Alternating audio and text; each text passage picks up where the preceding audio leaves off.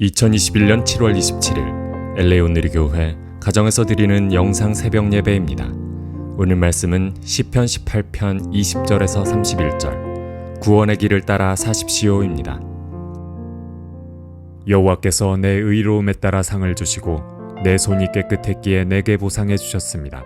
내가 여호와께서 명하신 길을 지켰고 내 하나님에게서 돌아서서 악을 행하지 않았습니다. 나는 주의 모든 법을 지켰고 주의 명령을 멀리한 적이 없습니다.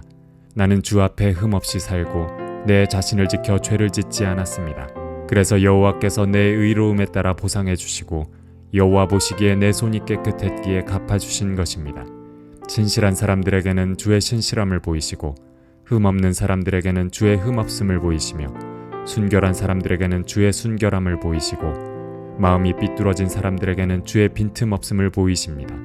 주께서 고통받는 사람들을 구원하시고 교만한 눈들을 낮추십니다. 오 여호와여, 주께서 내 등불을 켜두시고 내 하나님께서 나를 둘러싼 어둠을 밝혀주셨습니다.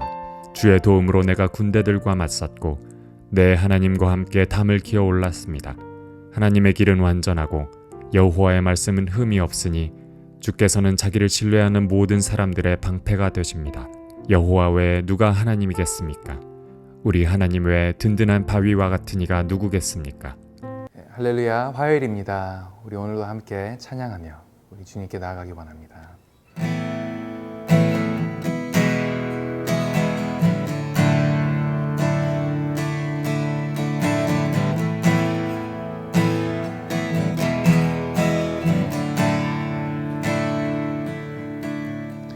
주가 보이신 생명의 길, 나 주님과 함께 상한 마음 들이며 주님 앞에 나가리. 나의 의로움이 되신 주, 그 이름 예수. 나의 길이 되신 이름 예수. 나의 길 오직 그가 아시나니. 나를 단련하신 후에 내가 정금같이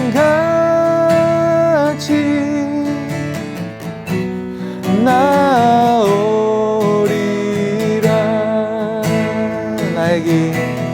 나의 길 오직 그가 아시나니. 나를 단련하신 후에 내가 정금같이 나오리라.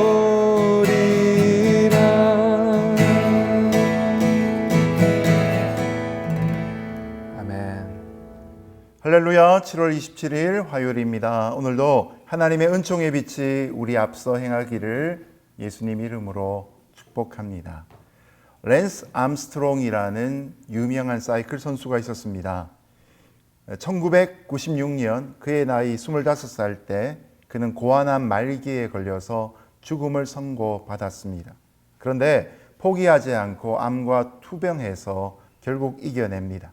그리고 1999년 투르 더 프랑스라는 유명한 사이클 대회에 출전해서 3주간 3,000km의 험악한 지형을 달려 비유럽인 최초로 우승을 합니다. 그러더니 내리 7년간 그 대회에서 계속 우승자가 되었습니다. 이 때문에 그는 기적의 아이콘으로 떠오르게 되었습니다. 그는 불멸의 영웅으로 불리기 시작하고 인기도 높아져서 상당한 재력을 쌓게 되었습니다. 그런데 이를 의심하는 스포츠 기자 데이빗 월시의 끈질긴 추적 끝에 랜스 암스트롱은 약물 복용을 하고 있다는 것이 들통나게 됩니다. 결국 2012년에 암스트롱은 모든 우승 타이틀을 박탈당하고 스포츠계에서 영구 제명을 당합니다. 이런 내용이 챔피언 프로그램이란 영화로 만들어지기도 했습니다. 좀 더 빨리 달리기 위해, 좀 더 남보다 성공하기 위해 해서는 안 될 편법을 사용했기 때문입니다. 우리는 흔히 예수님을 따르는 것을 제자도라고 말합니다. 여기 나오는 도는 바로 길도입니다. 우리는 믿음으로 바른 길을 걸어가야 합니다. 길 아닌 길은 아예 걷지 말아야 할 것입니다. 오늘 다윗을 통해서 우리가 걸어가야 될 믿음의 길이 무엇인가 함께 묵상하고 삶에 적용할 수 있기를 바랍니다. 여호와께서 내 의로움에 따라 상을 주시고 내 손이 깨끗했기에 내게 보상해 주셨습니다. 내가 여호와께서 명하신 길을 지켰고 내 하나님에게서 돌아서서 악을 행하지 않았습니다. 나는 주의 모든 법을 지켰고 주의 명령을 멀리한 적이 없습니다. 나는 주 앞에 흠없이 살고 내 자신을 지켜 죄를 짓지 않았습니다. 그래서 여호와께서 내 의로움에 따라 보상해 주시고 여호와 보시기에 내 손이 깨끗했기에 갚아주신 것입니다. 다윗이 알려주고 있는 믿음의 첫 번째 원칙은 하나님은 우리의 행위를 따라 보상하신다는 것입니다. 하나님이 다윗을 구원하신 것은 하나님이 그를 이미 기뻐하신다는 증거였습니다. 다윗은 하나님이 상을 주실 만큼 의로운 자였고 하나님이 갚아주실 만큼 손이 깨끗한 자였다고 고백합니다. 이런 다윗의 인생을 짧게 축약하면 하나님이 명하신 길을 지켰고 하나님을 떠나지 않았던 삶이라고 말할 수 있습니다. 그의 인생의 찬란한 순간은 하나님의 법을 지키고 하나님의 명령을 버리지 않고 따랐던 순간입니다. 그만큼 그는 하나님 앞에서 흠없고 죄악에서 자신을 건지는 삶을 살았던 것입니다. 여기에 중요한 단어가 하나 쓰이고 있습니다. 흠없이라는 단어입니다. 히브리어로는 타밈이라는 단어입니다. 이것은 완전하다라는 의미인데 전체에 한 덩이에 온전한 이런 뜻으로 사용되어집니다. 행위가 일관성이 있고 꾸준하며 믿을 만한 사람의 성격과 행동을 표현하는 단어입니다. 우리는 한두 가지 선행을 행하고 스스로 감격하고 사람들 앞에 우쭐거리면서 자기 의를 드러낼 수 있습니다. 그러나 여기서 다윗은 자기가 하나님 앞에서 흠없고 깨끗하게 살았기 때문에 하나님이 자신을 구원하셨다고 여기지 않습니다. 이미 그는 하나님의 기뻐하심을 입은 자라는 것을 분명히 깨닫고 있었습니다. 하나님의 기뻐하시는 자녀가 되어 하나님을 더욱 기쁘시게 하려는 목적으로 그는 온전한 삶을 추구하고 있었던 것이죠. 우리가 말씀을 따라 살면 말씀이 우리를 지키실 것입니다. 더 나아가서 하나님은 우리의 손이 깨끗한 만큼 또한 축복으로 갚아 주십니다. 오늘 이 아침에 나는 축복을 받을 만한 그릇으로 준비되어 있는가 돌아볼 수 있기를 바랍니다. 우리에게 그릇이 깨끗하고 또한 크게 준비될수록 하나님은 그만큼 복으로 채워 주실 것입니다. 오늘 여호와께서 나의 복이 되시고 기업이 되시고 아버지가 되신 것을 잊지 않는 귀한 하루 되기를 예수님 이름으로 축복합니다. 진실한 사람들에게는 주의 신실함을 보이시고 흠없는 사람들에게는 주의 흠없음을 보이시며 순결한 사람들에게는 주의 순결함을 보이시고 마음이 삐뚤어진 사람들에게는 주의 빈틈없음을 보이십니다. 주께서 고통받는 사람들을 구원하시고 교만한 눈들을 낮추십니다. 두 번째로 다윗이 추천하고 있는 신앙의 기준은 하나님은 우리의 태도에 맞게 갚아 주신다는 것입니다. 하나님은 신실한 사람에게는 신실함으로 흠없는 자에게는 흠없이 또한 순결한 자에게는 순결함으로 반응해 주십니다. 그러나 마음이 삐뚤어진 사람에게는 빈틈없는 강직함으로 대하십니다.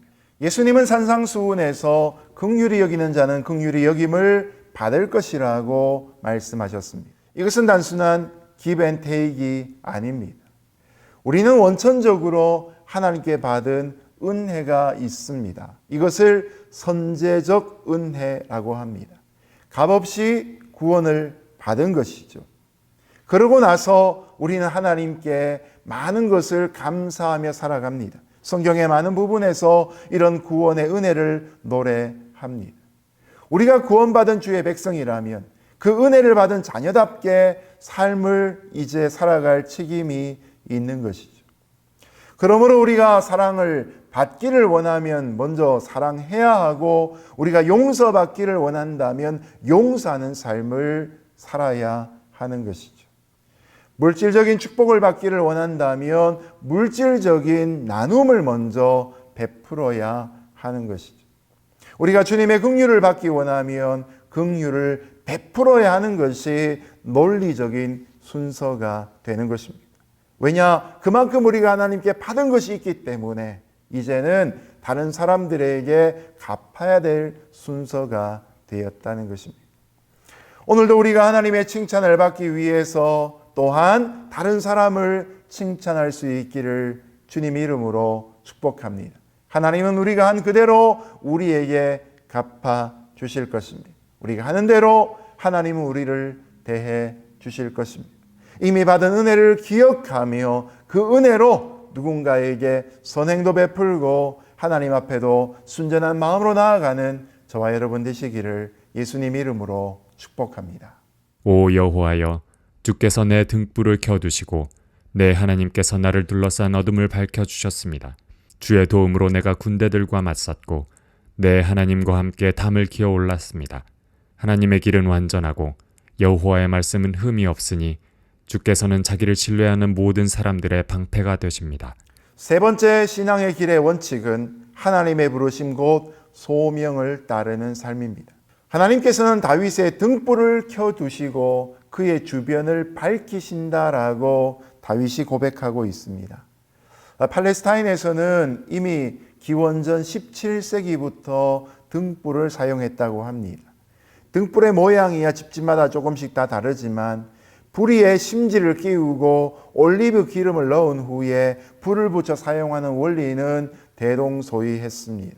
이런 등불은 가난한 집이나 부잣집이나 왕궁이나 심지어 하나님의 성소에서도 동일한 원리로 작용되고 있습니다. 그런데 중요한 원칙 한 가지가 있습니다. 등불은 기름이 떨어지면 곧 불이 꺼지게 되어 있다는 것입니다. 기름을 제때 공급하지 않으면 등불은 꺼질 수밖에 없는 것입니다. 그러므로 등불은 책임과 부지런함, 성실함의 상징이었습니다. 하나님은 다윗에게 말씀의 등불, 성령의 등불을 주셨습니다. 다윗이 하나님을 가까이 할 때에는 이 말씀의 등불과 성령의 등불이 밝게 빛나면서 그의 내면이 밝아졌던 것이죠. 뿐만 아니라 그런 다윗을 하나님은 그 시대와 이스라엘의 등불로 사용하여 주셨습니다. 이런 그를 통해 하나님은 이 땅에 메시아를 보내시고 온 인류를 밝히시겠다고 말씀하셨던 것입니다. 다윗은 빛처럼 완전하고 순수한 하나님의 말씀을 의지할 때 적군을 만나고 담을 뛰어넘는 역사가 있게 된 것입니다. 하나님은 전쟁할 때 다윗에게 실제적인 힘이 되어 주셨다는 표현인 것이죠. 오늘 우리가 나의 판단과 나의 능력으로 내 삶을 꾸려가려고 애쓰고 있지 않습니까? 그렇다면 결코 우리에게는 승리가 보장될 수 없습니다. 나의 판단과 나의 능력으로는 죄악의 권세를 싸워 이길 수 없습니다. 하나님의 능력이 필요합니다. 여러분, 그러니 우리 마음에 말씀의 등불, 성령의 등불 붙일 수 있기를 주님 이름으로 축복합니다. 그 말씀의 힘, 성령의 능력으로 영적 싸움에서 승리하는 복된 하루 되시기를 예수님 이름으로 축복합니다. 여호와 외에 누가 하나님이겠습니까? 우리 하나님 외에 든든한 바위와 같은 이가 누구겠습니까? 마지막 31절은 수사 의문문으로 오직 여호와만이 이스라엘의 하나님이신 것을 고백하고 강조하고 있습니다. 그런 다윗은 하나님 외에 어떤 것도 의지하지 않고 있습니다. 다윗은 오직 하나님만을 섬겼던 것이죠. 우리 하나님이라는 표현으로 보면 하나님이 다윗 개인뿐만 아니라 이스라엘 공동체에 구원을 주시는 분이신 것을 나타내고 있는 것이죠. 오늘도 나의 주변을 돌아보면 이런 믿음을 갖고 있는 또 다른 믿음의 용사들이 있습니다. 서로가 선한 영향력을 주고 받으며 하나님 앞에서 거룩한 공동체로 하나님의 빛을 발할 수 있는 이 시대에 선한 영향력을 끼치는 성도의 무리가 될 수 있기를 예수님 이름으로 축복합니다. 이제 말씀을 맺겠습니다. 오직 하나님이 우리의 유일한 구원의 길이십니다. 우리 안에 구원이 이루어지기까지 하나님은 많은 것을 이미 행하여 주셨습니다.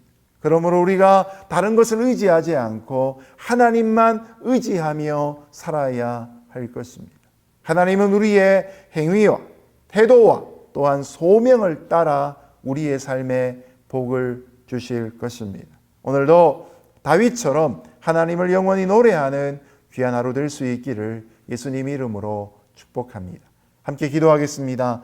고맙고 감사하신 하나님 아버지, 하나님이 우리 행위뿐만 아니라 우리 마음의 태도를 보시고 또한 우리의 부르심대로 살아가는 모습을 보시며 복 주시고 은총 내려주시는 것을 깨닫습니다.